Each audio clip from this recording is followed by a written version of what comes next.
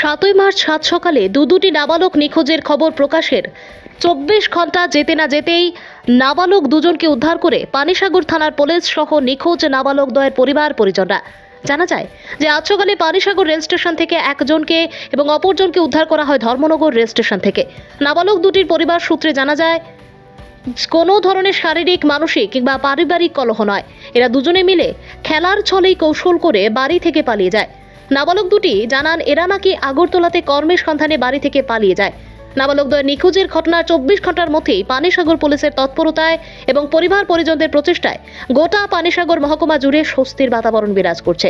পরবর্তীতে 8ই মার্চ দুপুর 2টা নাগাদ আইনি প্রক্রিয়া মোতাবেক নাবালক দুজনকে তুলে দেওয়া হয় পরিবার পরিজনদের হাতে।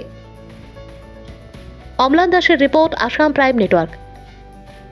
তোর নাম কিতা? বাবার নাম? তোর নাম? বাবার নাম? তুই পড়াশোনা করস নি? কোন ক্লাসে? তুই কোন ক্লাসে পড়স? বাড়ি থেকে কি কারণে গেলে? বাড়ি করে কি মা বাবা অশান্তি দেয়নি, মারধর করেনি? তুই কে লেগা গেছ? জটপট উত্তর দেখে লেগা গেছ? এলে গিয়া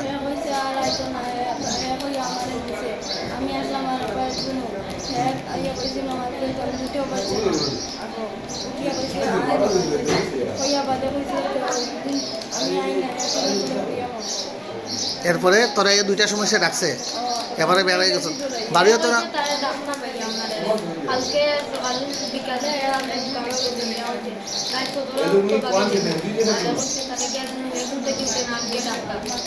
তুই ডাকাই লিয়ে গেছ দেখে তোরা মসজিদে গেছ নি নামাজ পড়ার কথা কই পাইছ না গিয়া কই আইছ না গিয়া আইছ কই আইয়া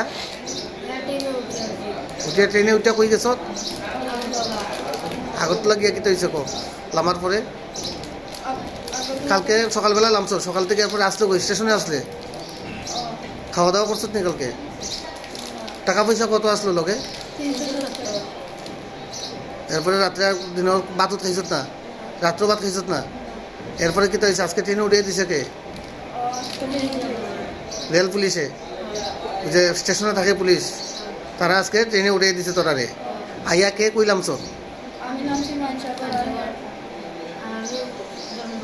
হে পানিসাগর নামছ তুই জন্মনগর গেলে কেনে পিসির বাড়ি কোন জায়গা এরপরে তোর এখানে কে পাইছে ভাইয়া দিয়েছে তোরা কেউ কোনো বাড়ি থেকে কোনো প্রলোভন দিয়ে নিছে না নিজের ইচ্ছেই গেছ বাড়ি করে কেউ মারধরও করে না কেন গেলে তোরা নিজের ইচ্ছায় গেছ তো